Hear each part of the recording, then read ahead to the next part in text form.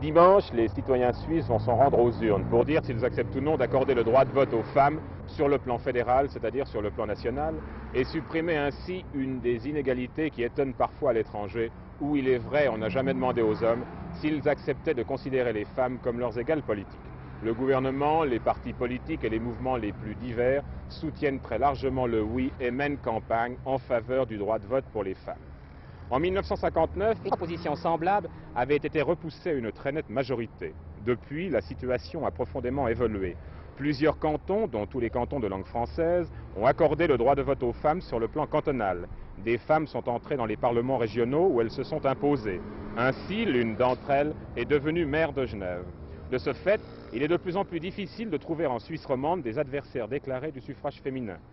L'évolution, il est vrai, est plus lente en Suisse allemande, où l'opposition demeure encore forte dans les cantons traditionnels de la Suisse centrale. Mais que disent les intéressés? Je trouve que c'est une nécessité. Oui, je suppose. Je suis convaincue qu'il est nécessaire. Oh, parce que c'est tout à fait logique. C'est pas un cadeau, c'est un droit qu'on a.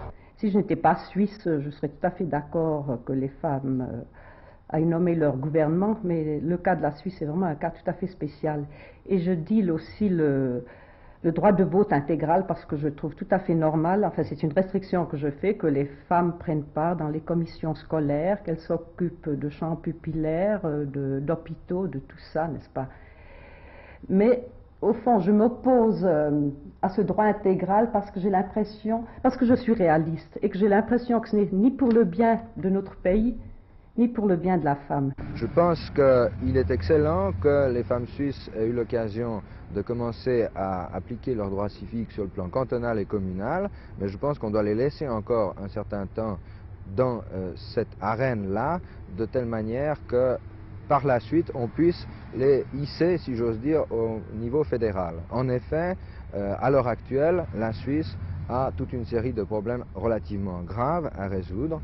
Par exemple, la question de son adhésion à la communauté européenne économique, la question de son adhésion à l'ONU et quelques autres. L'on dit souvent que les femmes elles-mêmes ne tiennent pas à exercer le droit de vote.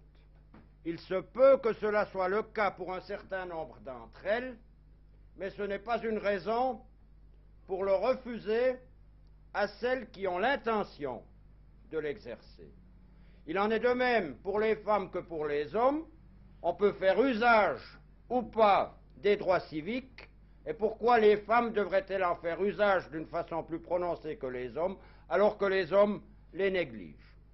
Mesdames et messieurs, il ne viendra à personne à l'idée, sous prétexte qu'un certain nombre de citoyens n'aiment pas la fondue ou la saucisse, d'interdire de consommer ces mets à tout le monde.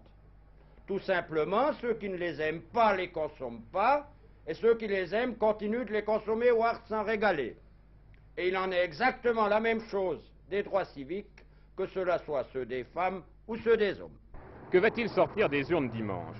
Si l'on croit les sondages d'opinion et l'avis des observateurs politiques, le oui devrait l'emporter très nettement. Le 7 février 1971 verrait la femme suisse devenir l'égale politique de l'homme, ce qui lui permettrait de participer cet automne au renouvellement du Parlement fédéral. Cependant, quel que soit le résultat de ce scrutin, la campagne qui l'a précédé a révélé que la femme suisse demeure encore dans bien des domaines dans une situation d'infériorité et que le principe de l'égalité des sexes n'est pas encore une réalité tant sur le plan professionnel que social ou familial.